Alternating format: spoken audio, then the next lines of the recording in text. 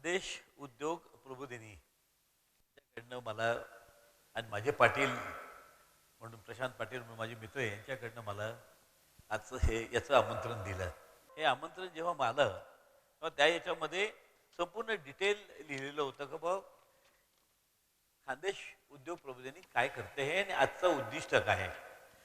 ज्यावेळेस मी हे बघितलं तिथे की स्टार्टअप हा महत्त्वाचा जो विषय आज सगळीकडे आहे तो विषय आज आपल्याला इथे घ्यायचा आहे. आणि त्यासाठी इथली जी विद्यार्थी किंवा जे यंगस्टर आहेत यांनी जवळजवळ 30 लोकांनी या पद्धतीने स्टार्टअप करून जवळपास 5-1 कोटी रुपयाची इन्व्हेस्टमेंट त्याच्यामध्ये करू म्हणजे करतायत. ते केवळ ह्या गोष्टींनी मी इथे अट्रॅक्ट झालो.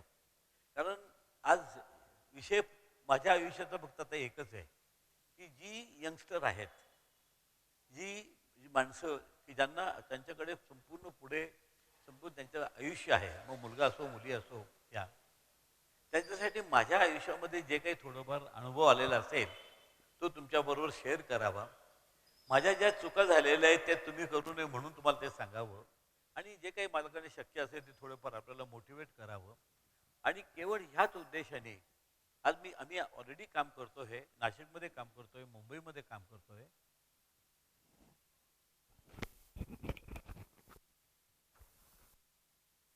तर त्यामुळे माझा हा आवडीचा विषय असल्यामुळे मी आज, नाही तर खरं सांगितलं ना तर इथली कुठलीच मंडळी जी नावं वाचली ना ती मी पहिल्यांदा त्यांना सगळ्यांना भेटलो किंवा मी काहींना भेटलो असेल तर थोडासा विसराळू स्वभाव असल्या कारणामुळे मी विसरलो असेल कदाचित.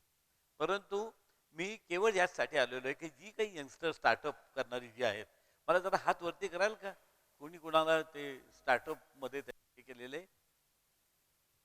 Yes, very good. अरे वा, गुड. तर आपल्या याच्यासाठी म्हणजे खास मी तुमच्यासाठी इथे आलेलो आहे.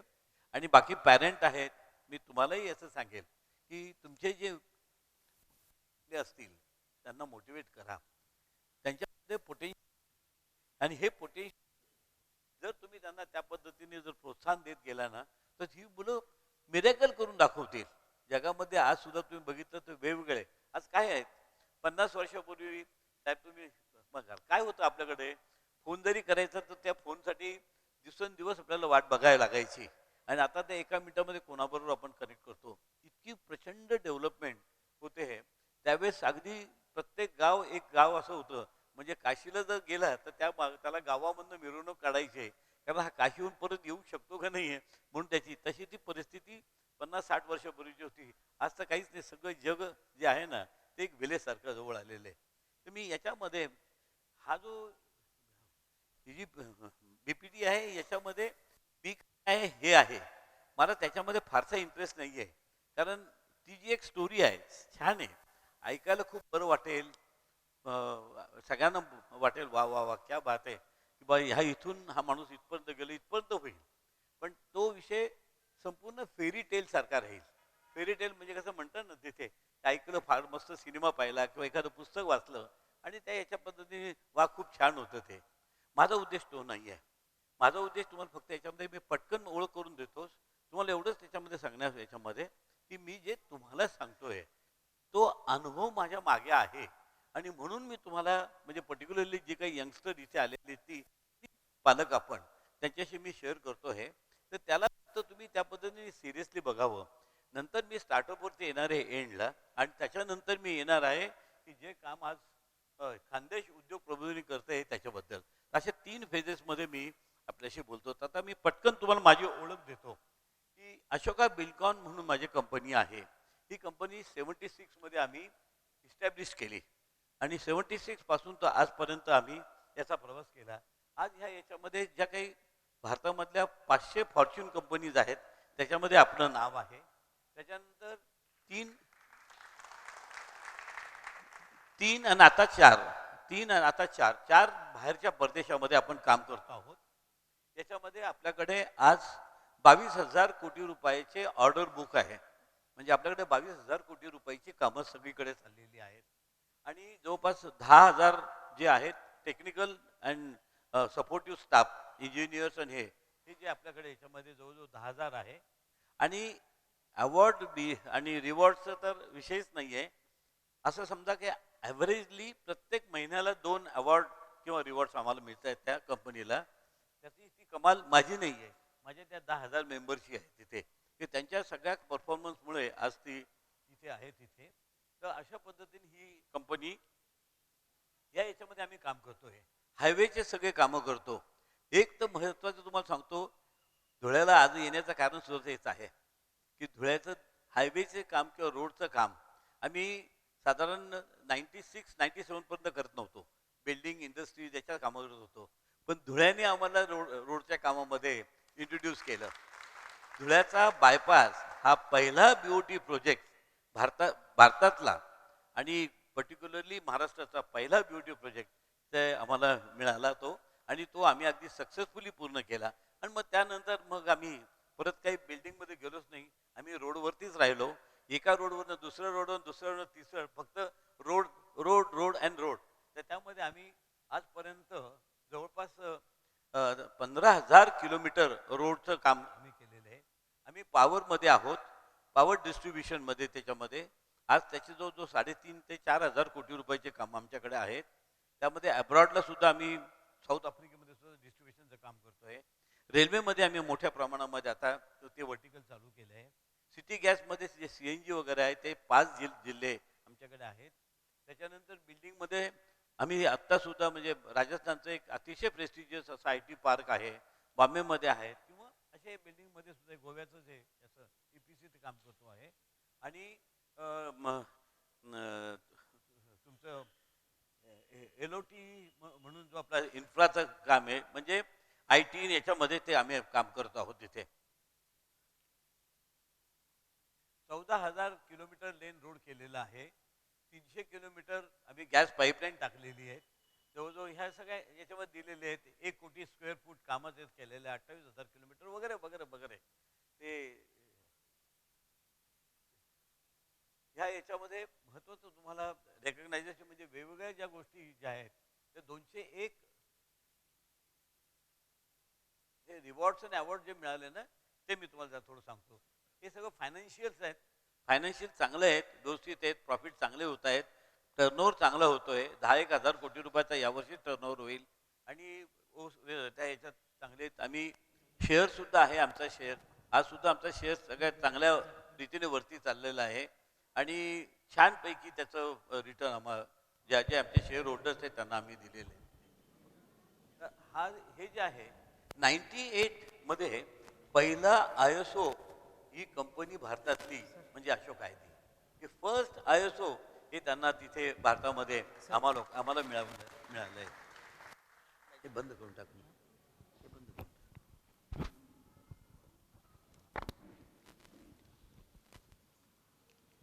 त्यानंतर हा जो आहे हा ब्रिज त्याची मुदत 24 महिने होती. आम्ही तो 38 दिवसात आम्ही वर्ल्ड रेकॉर्ड केलं इथे.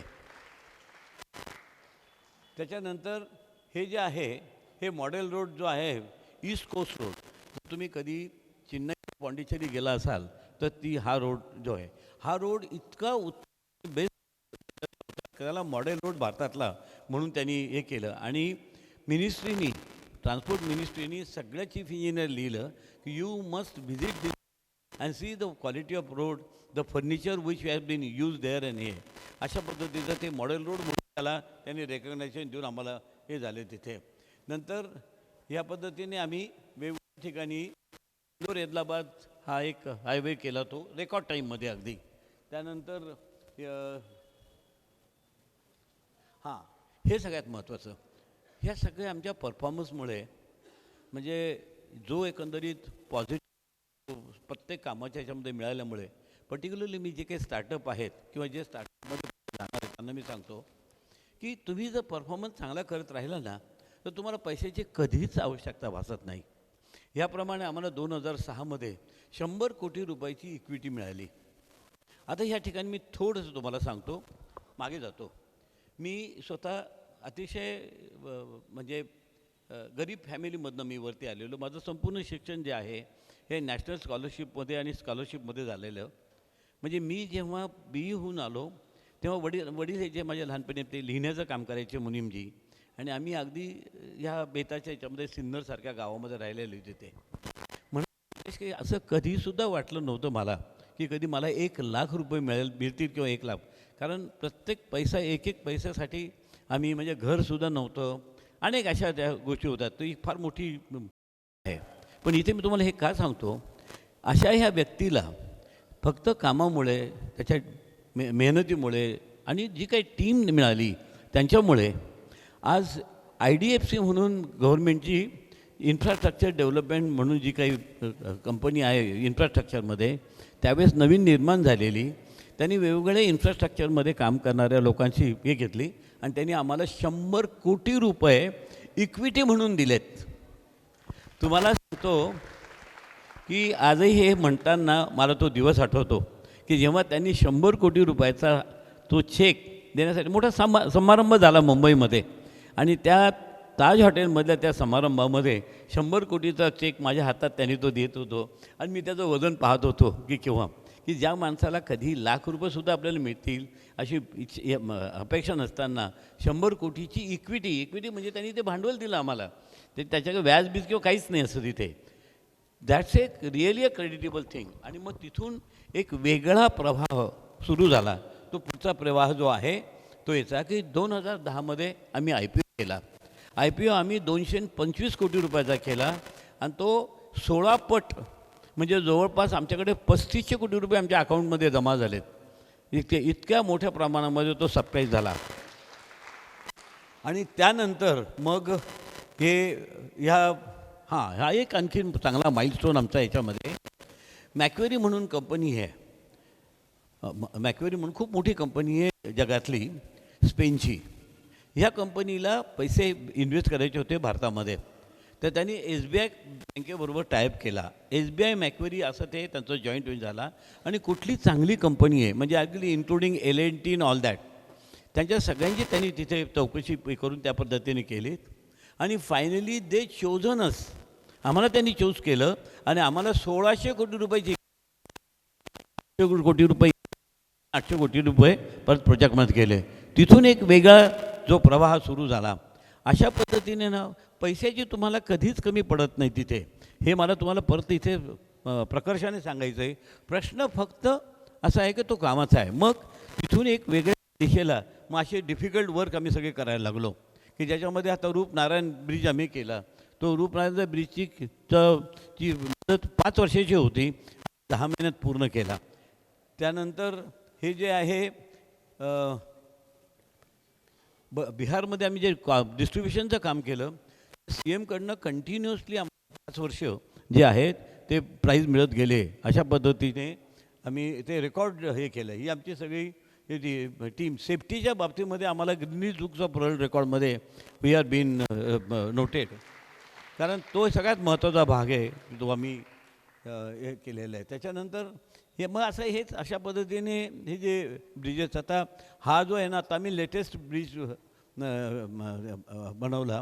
100 दिवसामध्ये दिल्लीचा बायपास होता, तो 100 दिवसामध्ये तो आम्ही त्या रेल्वेचा तिथला ब्रिजच्या वरचा फूट ओव्हर म्हणजे आता त्याची ही जी कल्पना जे कन्स्ट्रक्शनमध्ये त्यांनाच येईल, तो आरोबी ज्याला म्हणतात तो 100 दिवसामध्ये पूर्ण केला. आणि त्याचा आम्हाला वी गॉट दिस. त्यानंतर मग आम्ही आता या गॅसच्या याच्यामध्ये आहोत. गॅस बाहेरनं परदेशामधनं आणतो आहे आणि इथे संपूर्ण CNG रिक्षा आणि गाड्या यांच्यामध्ये देतो आहोत इथे. या पद्धतीचं आम्ही आत्ता हा लेटेस्ट ब्रिज नर्मदेच्या वरती केलेला आहे, आपली भरूचच्या जवळचा तिथे. That has also we got the award for it. त्यानंतर आम्ही हे कंटिन्युअस कॉन्क्रिटिंग करून एक रेकॉर्ड बिल्ड केला आहे, त्याच्यासाठी आम्हाला वी गॉट दी अवॉर्ड. नंतर आता गोव्यामध्ये जर तुम्ही गेला असाल तर गोव्याच्या एअरपोर्टवरनं तुम्ही निघताना जेव्हा आज जाल, पर्टिक्युलरली नवीन गोवा जो एअरपोर्ट झाला तो जो ब्रिज आहे हा आम्ही ब्रिज कंप्लीट हे केला आहे म्हणजे 6.5 आणि त्याची हाईट जी आहे 43 मीटर जो आहे ती पीक आवरची पीक जी आहे दॅट इज 43 मीटर हाईटची आहे. असा चॅलेंज असलेला तो ब्रिज आम्ही केला तो. तर ह्या याच्यामध्ये ही सगळी टीम आहे मेन जी याच्यामध्ये सगळे काम करता येते याच्यात. त्याच्यानंतर हे रिवॉर्ड्स आणि अवॉर्ड मिळालेले आम्हाला याच्यामध्ये. हे बाहेरच्या परदेशामध्ये आम्ही जे कामं करतो त्याची अशा रीतीने तुम्हाला ह्या कंपनीच्याबद्दल मी जे सांगितलं त्याचे. पण बेसिकली ही जी सुरुवात शून्यापासून सुरुवात होऊन आणि आज आम्ही खूप छान आहोत, खूप मजेत आहोत. पुढेसुद्धा प्रोजेक्शन्स खूप चांगले आहेत. आमच्याबरोबर असलेली आमची मुलंसुद्धा त्या पद्धतीने आता कामाला लागली आहेत आणि तीसुद्धा करतायत इथे. पण हे जे सगळं आहे ना, त्याच्यामध्ये मी आजचा जो विषय आपला आहे महत्त्वाचा तो स्टार्टअप. अशाच पद्धतीने आम्ही स्टार्टअप केला असं समजा तुम्ही. म्हणजे जेव्हा BE सिव्हिल होऊन मी जेव्हा मार्केट आलो होतो, तो माझ्या आयुष्यातला किंवा बिझनेसचा तो स्टार्टअप होता. बिझनेसचा अनुभव नाही, पैसा नाही, काहीच नाही. असे असताना तो स्टार्टअप केला. ही गोष्ट लक्षात असल्यामुळे आम्ही काय केलं की मागच्या 6 वर्षापासून माझं कॉलेज आहे, माझी स्कूल आहे, माझे हॉस्पिटल्स आहेत नाशिकमध्ये. तर MBAमध्ये आम्ही तिथे ह्या स्टार्टअपचा स्टार्ट केली 6 वर्षापूर्वी. आणि त्या 6 वर्षापूर्वी स्टार्ट करून आणि थोडेफार एक 25-1 लाख रुपयाचे आम्हाला फक्त भांडवल त्याच्यामध्ये आमच्या मुलांसाठी मिळालं की ज्या त्यामध्ये त्यांनी ते स्टार्टअप केलं होतं. नंतर मग आम्ही हा जो प्रयोग आहे तो आमचा जितो म्हणून एक फार मोठी संस्था आहे इंडिया लेवलला, जैन इंटरनॅशनल ट्रेड ऑर्गनायझेशन. मग तिथे आम्ही त्याला सुरुवात केली आणि तिथे आम्ही हे केलं. तिथे JIF म्हणजे त्याच्यामध्ये इनोव्हेशन आणि इन्क्युबेशन असं जे आहे, जैन इनोव्हेशन इन्क्युबेशन अशा पद्धतीने. आणि जेवढे आमची जी जैन लोकं आहेत भारतभर त्यांच्याकडनं आम्ही ॲप्लिकेशन मागवले. ॲप्लिकेशन आल्यानंतर आम्हाला सुरुवातीला साधारण 65 ॲप्लिकेशन आलेत स्टार्टअपचे वेगवेगळे. आणि त्याचं संपूर्ण आम्ही अवलोकन केलं, त्यांचे संपूर्ण इंटरव्ह्यूज घेतल्यात आणि त्याच्यातले आम्ही 9 जे आहेत हे 9 मुलांना आम्ही सिलेक्ट केलं. पण सगळ्यात महत्त्वाचं म्हणजे त्या याच्यामध्ये 9मध्ये काही नवीन प्रोजेक्ट होते, काहींचे प्रोजेक्ट ऑलरेडी चालू होते, त्यांना भांडवलची आवश्यकता होती, काही याच्यामध्ये होती की ज्यांना अपग्रेड करण्याची त्याची आवश्यकता होती. अशा सगळ्या त्या प्रोजेक्टला आम्ही एकत्र आलो आणि त्यामध्ये आम्हाला जवळपास 2.5 कोटी रुपयाची इक्विटी आम्हाला लोकांनी दिली ती. त्यानंतर ह्याच या लोकांचं दरवर्षी आम्ही वेगवेगळ्या ठिकाणी जाऊन त्यांचं ह्या मुलांच्याबद्दल दाखवलं. त्यांनी जी काही त्यांची डेव्हलपमेंट होत राहिलेली ही तिथल्या वेगवेगळ्या चॅप्टरमध्ये जाऊन तिथल्या वेगवेगळ्या मुलांना एकत्र करून त्यांच्याकडे दिली. तिथे नंतर मग मात्र आमच्याकडे खूप वाढली आणि 3 वर्षामध्ये संपूर्ण भारतामध्ये आम्हाला जवळपास 165 ॲप्लिकेशन्स आलीत स्टार्टअपची. म्हणजे तशी होती 900मधनं सगळ्या प्रत्येक चॅप्टरला सिलेक्ट करून फक्त 165 आमच्याकडे आली. ही 165 ॲप्लिकेशनची आमचे जे पोर्टफोलिओ आम्ही त्याच्यामध्ये बनवले. आणि महत्त्वाचं म्हणजे या सगळ्या याच्यामध्ये इक्विटी ही जवळपास 170 ते 175 कोटी रुपयाची इक्विटी आम्हाला त्याच्यामध्ये मिळाली. आणि 170 आणि 175 कोटी रुपयाची इक्विटीना ते जे पोर्टफोलिओ तयार झाला त्यानंतर त्याच्यामध्ये जे काही प्रोजेक्ट्स आत्ता फार छान प्रीतीने म्हणजे आजची परिस्थिती तुम्हाला सांगतो की त्याच्यातले काही प्रोजेक्ट म्हणजे साधारण असं समजा की 20% प्रोजेक्ट जे आहेत ते नाही चाललेत व्यवस्थित. तिथे ते म्हणजे जवळपास बंद झाले. तिथे जी आम्ही इक्विटी दिलेली होती ती हे राहिली. परंतु 80% जे प्रोजेक्ट आहेत तिथे मी इक्विटी इन्व्हेस्ट केली होती त्याची 3 टाईम्स इक्विटी झाली ती. म्हणजे आज ते प्रोजेक्टची व्हॅल्यू किंवा त्या पोर्टफोलिओची व्हॅल्यू आम्ही जे काही त्यांच्यामध्ये पैसे टाकलेले होते त्याच्या तिप्पट आज कोणी घ्यायला तयार आहेत तिथे. आणि ती सगळे एव्हरीबडी इज डुईंग व्हेरी वेल. आता हे का सक्सेसफुल होऊ शकलं तर त्याला 3 कारणं महत्त्वाची. ही जी स्टार्टअप करणारी जी माणसं होती ती कोणाच्याही वशिलेने आम्ही त्यांना तिथे हे दिलं नाही. एक इंडिपेंडंट सेल ठेवला की जे त्यांचे इंटरव्ह्यू घेत होते त्यांच्यामध्ये ते काढले होते. ज्या ज्या पद्धतीने समजा फायनान्शियलचं असेल तर फायनान्शियलचे जे टेक्नोक्रॅट्स आहेत ते बघत होते, मेकॅनिकलच्या याच्यामध्ये असेल तर मेकॅनिकलचं करत होते, ITच्या रिलेटेड असतील तर ITचे सगळे असे ते होते. आणि हे लोक त्यांच्या प्रत्येक प्रोजेक्टवरती इंडिपेंडंटली ॲसेस करत होते.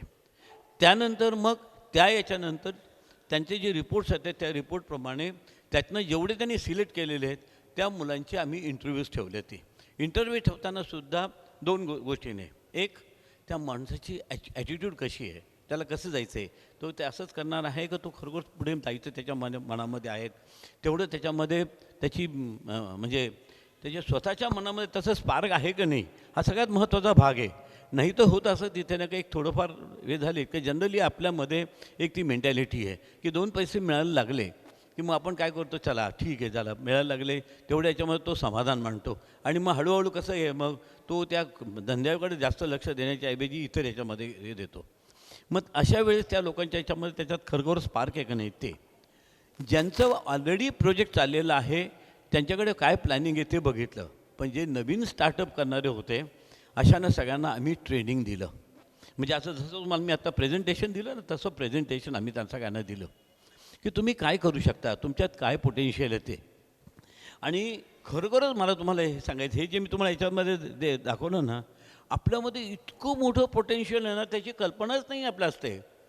आपल्याला कला जाणवतच नाही की आपल्यामध्ये एवढा मोठ्या याच्यामध्ये काही नाही. तुम्ही काहीही करू शकता. Only it is you decide करा. समजा एखादा व्यक्ती आहे, म्हणजे अगदी मी सांगतो का आता ही मुलगी आहे, ही मुलगी आज तुझं वय किती बेटा? 6 वर्ष 7 वर्ष? How old you are? 7? अच्छा 11 राईट. तो तू कधी एखाद्या टेकडीवरती चढलीस? गेलेली आहेस ना तिथे. आता तू ठरव की तुला हिमालयाच्या एव्हरेस्टला जायचं आहे बेटा. नाही नाही बस तिथे हिमालयाच्या एव्हरेस्टला जायचं आहे. तिची आई आहे का तुम्ही? तिला हिमालयाच्या एव्हरेस्टला पाठवायचं आहे. शक्य आहे? होईल? काय वाटतं तू? नाही तुमचं काय वाटतं तिच्याकडे नका बघू, तुम्हाला काय वाटतं? आपण पहिल्यांदा ते म्हणतो हिमालयाच्या एव्हरेस्टला शक्य आहे का? हिला तर म्हणजे ही तरी ठीक आहे एखाद्या टेकडीवर, ती कधी टेकडी चढलेली नाही, कसं शक्य आहे? बट इफ शी डिसाईड, तिने जर डिसाईड केलं की मला व्हायचं आणि मला जायचं आहे आणि तिने जर सातत्याने प्रत्येक वर्षी प्रत्येक क्षणाला जर प्रयत्न करत राहिले, टेकडी मग मोठी हळू मग आणखी ट्रेकिंग मग त्याच्यानंतर वेगळ्या, हळूहळू तिला तिची आवड व्हायला लागते. ज्या ज्या गोष्टी तिला इम्पॉसिबल वाटतात त्या ती जशी जशी ती अचीव करत जाते दॅट गिव्ज द मोटिवेशन.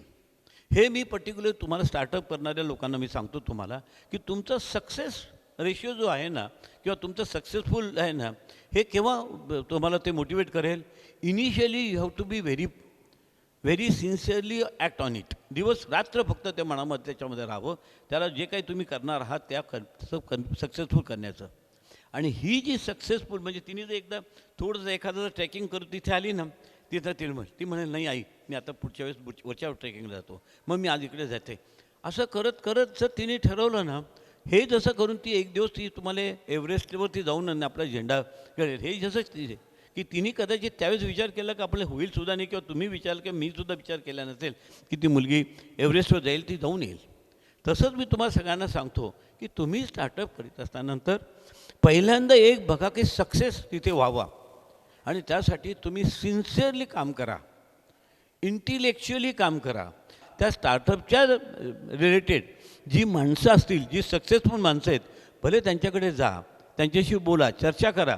तुम्हाला जे काही त्याच्यामध्ये अडचण येत असेल त्यांच्याशी कम्युनिकेशन करा आणि कम्युनिकेशन करत करत तुम्हाला हळूहळू तुमच्या चुका जर असतील तर त्या सुधारल्या जातील आणि हळूहळू तुमचा जो सुकाणू आहे, तुमची जी बोट आहे ती त्या सक्सेस रेशिओकडे जायला लागेल.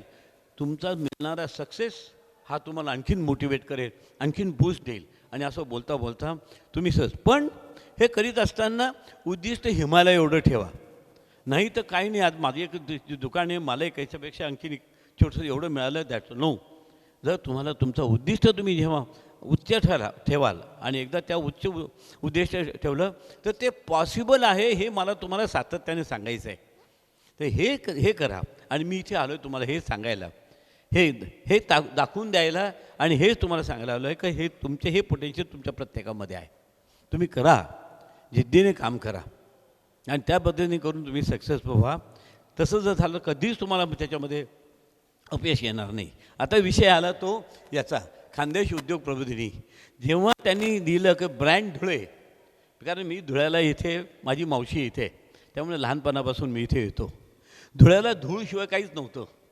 बरेच मी बघितलं आहे इंडस्ट्री वगैरे नाशिक वाढलं, औरंगाबाद वाढलं, पण धुळ्यामध्ये त्या प्रपोर्शनमध्ये नाही.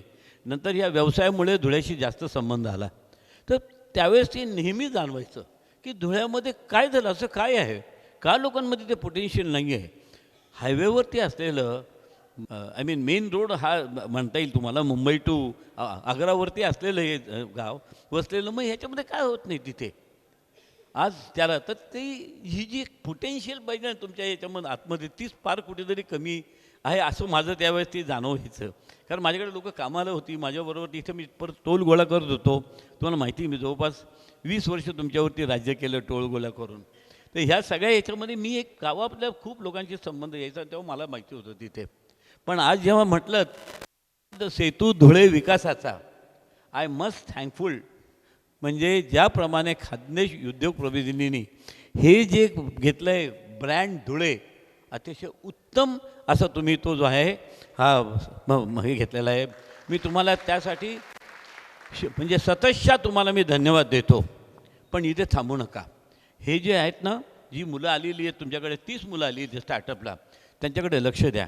त्यांचे जे जे प्रोजेक्ट ज्याच्यामध्ये असतील त्याप्रमाणे त्यांना काउन्सिलिंग करा. आणि त्या इवन मी हे सुद्धा सांगेल की ही 30 मुलं नाशिकला माझ्याकडे आली तर मी त्यांचा ट्रेनिंगसुद्धा घ्यायला तयार आहे.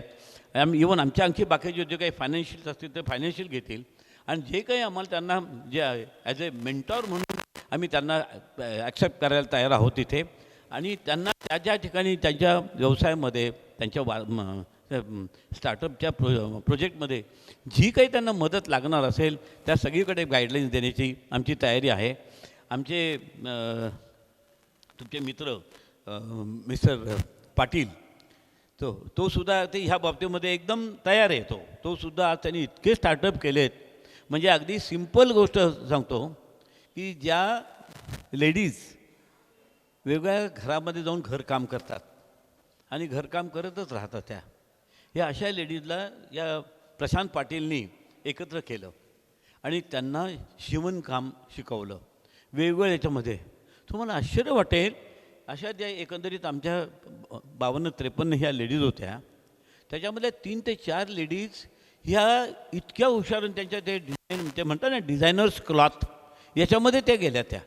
आणि मग हळूहळू इतक्या उत्तम तिथे डिझाईन, त्यांची लाईफस्टाईल बदलून गेली, त्यांच्या घरावरून बदलून गेलं तिथे. असं हे आमच्या त्या प्रशांतनी सगळं याचं काम केलेलं तिथे. तर माझं हेच म्हणणं आहे की तुम्ही ही सुरुवात केलेली आहे, खरोखरच विकासाकडे जो आहे ना हा सेतू तुम्ही बांधता आहात आणि तो होणार, पूर्ण होणार, तो विकास होणार. विकास थांबू शकणार नाही. जग बदललं आहे, भारत तर खूप मोठ्या प्रमाणामध्ये बदलतो आहे तिथे. त्यामुळे ही अपॉर्च्युनिटी समजा, अपॉर्च्युनिटी नॉकिंग युअर डोअर असं समजा. तिथे दरवाजा उघडून त्या अपॉर्च्युनिटीला हात घ्या आणि खूप खूप म्हणजे धुळं जे काही मागे राहिलेलं आहे ना, तर ते बाणासारखं मागे जाऊ देत आणि मग सोडा. आणि ज्याला म्हणतात ना सुसाट निघू देत आणि छान प्रगती आपली होऊ दे. माझ्या आपल्या सगळ्यांना शुभेच्छा. Thank you so much. मला इथे बोलवलं त्याबद्दल मी आपले खूप आभारी आहोत. थँक्स. प्रश्न असा आहे की नॉर्मली ज्यावेळेस आपण इतर स्टार्टअप जे बघतो तर मोस्टली ई कॉमर्स किंवा आय टी रिलेटेड स्टार्टअप किंवा काय, पण ज्यावेळेस सिव्हिल इंजिनिअरिंगमध्ये किंवा सिव्हिल ह्या क्षेत्रामध्ये आपण स्टार्टअप ह्या कन्सेप्टचा विचार करतो तर नॉर्मली 2 गोष्टी प्रकर्षाने जाणवतात की एकतर मॅक्सिमम काम हे गव्हर्नमेंट करत असतं आणि जर इंडिया आपल्या क्षेत्रामध्ये की ज्याच्यात की जसं आय टी क्षेत्रामध्ये एक इंटेलेक्च्युअल लेवलला व्हर्च्युअली आपण काहीतरी जनरेट करतो आणि देन दॅट स्टार्टअप रन, तर असं एखादं सेगमेंट सिव्हिल इंजिनिअरिंगमध्ये किंवा असे काही एरिया आहेत का की ज्याच्यात खूप काही इन्व्हेस्टमेंट न करता आणि गव्हर्नमेंटच्या परमिशनवरती न अवलंबून राहता, म्हणजे फॉर एक्झाम्पल आता गव्हर्नमेंटचं काम मिळवण्यासाठी जे काही हर्डल्स आहेत तर त्या पण खूप आहेत, तर असं काही सेगमेंट्स आहेत का सिव्हिल इंजिनिअरिंगमध्ये की ज्याच्यात आपल्याला असे स्टार्टअप क्रिएट करता येते? तुम्हाला स्टार्टअपचीच गोष्ट सांगतो. मी बेसिकली याचं काम करतो, रोडचे कामं करतो, हायवेचे. ह्या हायवेच्या कामामध्ये खूप लोकांनी स्टार्टअप केलं. ह्या याच्यामध्ये माझे नातेवाईक काही तुमच्यासारखे असे जे नव्हे, ह्या लोकांना आम्ही सांगितलं की आम्ही हे जे काम करतो, आम्ही प्रायव्हेटमध्ये काम करतो इथे, तर आम्हाला एक खडी लागते, फार मोठ्या प्रमाणामध्ये खडी लागते. आम्ही त्या लोकांना सांगितलं तुम्ही क्रशर टाका, आम्ही ती खडी घेतो. मग त्या पद्धतीने बरं खडी टाकायचं तुम्हाला अनुभव नाही आहे, पण तुमच्याकडे कोणीतरी आहे, एक जण ओळखीचा आहे, तो आहे, 3-4 तुम्ही एकत्र या. तुमच्याकडे भांडवलही नाही आहे, कारण खडीचा तो टाकायचं म्हटलं आणि मोठा क्रशर टाकायचं तर 7-8 कोटी रुपयाची इन्व्हेस्टमेंट, आणि तेवढं नाही आहे. आम्ही तुम्हाला त्या पद्धतीने मदत करतो. तुम्हाला बँकेचा फायनान्स देतो, तिथं तुम्हाला मिळून देतो 70 ते 80% तुम्हाला फायनान्स मिळतो. आणि तुम्हाला बाकीचं त्याच्यामध्ये काही कमी जास्त असेल तर आमच्यासारखे तुम्हाला 5%, 10% त्याच्यावरती ॲडव्हान्सही देऊ शकतो. आणि अशा पद्धतीने तुम्ही खडीचं काम चालू करा. काही लोक जे आहेत हे सिमेंटचं काम त्याच्यामध्ये येते. सिमेंटची एजन्सी घेतली त्यांनी, त्याप्रमाणे सिमेंटची एजन्सी घेऊन त्याच्याबरोबर टाईप केलं, ते केलं. काहींनी काय केलं, डंपर्स आणि एस्केवेटर्स घेतलेत, त्या याच्याप्रमाणे ते घेऊन ती आम्हाला त्यांनी त्याच्यामध्ये जे म्हणजे मी तुम्हाला फक्त एका याचं उदाहरण सांगतो. अशा अनेक व्यवसाय आहेत, त्या व्यवसायामध्ये तुम्हाला त्या याच्यामध्ये तुमचा स्टार्टअप होऊ शकतो. आणि झालेत कित्येक लोक खूप छान रीतीने they are doing it. Really I am telling you. कित्येक नातेवाईक आमचे कित्येक गेले. माझा एक नातेवाईक आहे, तो 2 वर्षी 2 कोटी रुपये कमवतो. त्याला 4 रुपये पर बॅग त्याला त्याच्यामध्ये मिळते. काही नाही, त्याप्रमाणे त्यांनी 50 लाख जर बॅग दिले तर त्याला 2 कोटी रुपये आरामशीर मिळतात. म्हणजे माझं म्हणणं आहे की ते करू शकतात तिथे. अशा यामध्ये रिलेशनशिप पाहिजे. थँक्यू. हां, अजून काही विचारायचं आपल्याला? प्रथम मी खूप आभार मानतो की आपण आलात इतकं बिझी शेड्यूलमध्ये. आता एक खूप मोठा विषय चालू आहे की नारायण मूर्तीजींनी सांगितलं. मला हे विचारायचं अशोकजी, हां, आपण नाही, किती तास काम आहे केलं ना. आजपर्यंत? तुम्हाला माझ्या कामाच्याबद्दल मी किती मदत देतो ते पाहिजे, किती तास काम करतो ते पाहिजे, काय हवं काय तुम्हाला? मी आज मी फारसं काम नाही करत. अगदी लेट मी टेल यू, आज नाही करत जास्त काम करत नाही. म्हणजे खरं गोष्ट बघितलं ना, तर आता मला कोणी हिंग लावून विचारत नाही. थोडक्यात सांगायचं म्हणजे का तुम्हाला सांगतो, सगळी अतिशय सक्षम टीम आहे. आणि हे मी तुम्हाला सगळ्यांना सांगेल की तुमच्यापेक्षा तुमच्या टीमकडे लक्ष जास्त द्या. ती लोकं आपल्याला मोठे करतात. आज मी जरी मेजर शेअर होल्डर्स असेल, पैसा माझ्याकडे जरी असेल, सगळे हे असतील, आजही ती सगळी ते रिस्पेक्ट मिळत असेल तो आहे.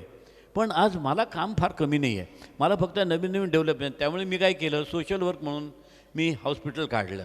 600 बेडचं हॉस्पिटल तुम्हाला माहिती असेल नाशिकमध्ये आहे. त्यानंतर मी स्कूल चालू केलं. 1, 2, 3, 4, 5 स्कूल केले. त्यामध्ये मी फक्त मुलांना प्रॅक्टिकल नीड बेस अशा पद्धतीचं एज्युकेशन देतो. आणि त्यांना महत्त्वाचं म्हणजे होलिस्टिक, खरं बोलायचं, हे अशा पद्धतीच्या सगळ्या त्या गोष्टी, आजोबांवरती प्रेम करायचं व वडिलांवरती प्रेम करायचं, अशा गोष्टी तिथे जास्त शिकवल्या जातात. होलिस्टिक आणि स्पोर्ट्स. त्यामुळे ते केलं. कॉलेजमध्ये तुम्हाला मी सांगितलं अशा पद्धतीने स्टार्ट. फॉर्च्युनेटली त्यामध्ये मला खूप आनंद मिळतो आहे, कारण माझा स्कूल आणि कॉलेज हे कंटिन्युअसली ते वी आर गेटिंग. आत्ता लेटेस्ट मला MBAला 5 गोल्ड मेडल मिळालेत. म्हणजे माझी विद्यार्थी आणि हे त्या याच्यामध्ये युनिव्हर्सिटीमध्ये फर्स्ट आले तिथे. तो मिळणारा आनंद खूप आहे हो. मी ते करतो आहे कारण ह्या समाजाने दिलं आहे, तर काहीतरी थोडंफार त्याच्यामध्ये परत देता येईल तेवढं मी ते काम करतो. सर नमस्कार. नमस्कार. मी समीर. सर एका नवीन सिव्हिल इंजिनियरला आपण काय सल्ला द्याल की गव्हर्नमेंट प्रोजेक्ट्समध्ये जायला पाहिजे का प्रायव्हेट प्रोजेक्ट्समध्ये जायला पाहिजे? गव्हर्नमेंटचीच कामं आहेत ना, प्रायव्हेट एवढी मोठी कामं कुठे आहेत? माझ्याकडे जी आहेत ना, आमच्याकडे आता साधारण जनरली आमची कंपनी 500 कोटीच्या वरती जी कामं आहेत ना तीच घेतो. प्रायव्हेट कामही आहेत, पण प्रायव्हेट काम खूप थोडं आहे. म्हणजे हार्डली तुम्ही नाही म्हणता 10% आहे. 90% गव्हर्नमेंटची कामं आहेत तिथे. गव्हर्नमेंटची कामं आहेत आणि ती गव्हर्नमेंटची कामं महत्त्वाचं म्हणजे आम्ही अगदी कमिटमेंटच्या बाबतीमध्ये त्यात अगदी अशोकाचं नाव आहे की त्या याच्यामुळे आम्हाला कधीच त्रास झाला नाही. गव्हर्नमेंटच्या याच्यामध्ये सुद्धा कधी त्रास झाला नाही. ऑन द कॉन्ट्री फार मिनिस्टरपासून तर अगदी खालच्या याच्यापर्यंत आज आमची लोकं रिस्पेक्ट कमवत आहेत. अशोकाचं काम आहे, बघायची गरज नाही. ही त्या याच्यामध्ये आम्ही हे केलेलं आहे. तिथे नवीन इंजिनियरला गव्हर्नमेंटचे काम करायला लागेल ना तिथे. पण मी काय म्हणतो तिथे महत्त्वाचं काय माहिती आहे का, कशा टाईपचं नवीन इंजिनियर आहे त्याच्यात याच्यात काय आहे ते, म्हणजे त्यांनी कशा टाईपचंही असायला पाहिजे. महत्त्वाचं कसं आहे का अनेक त्याच्या पैलू आहेत. पहिल्यांदा जर समजा त्याला गव्हर्नमेंटची काम करायची असतील तर थोडासा प्रॉब्लेम लहान छोट्या कॉन्ट्रॅक्टमध्ये येतो की तेवढ्या त्या याच्यामध्ये ते एक बात निर्वाद आहे की तुम्ही सचोटीने काम करा, प्रामाणिक काम करा, वेळेच्या आतमध्ये काम करा. तिथे हळू थोडा त्रास होईल, मार्जिन थोडंसं कमी मिळेल, पण पैसे मिळतील.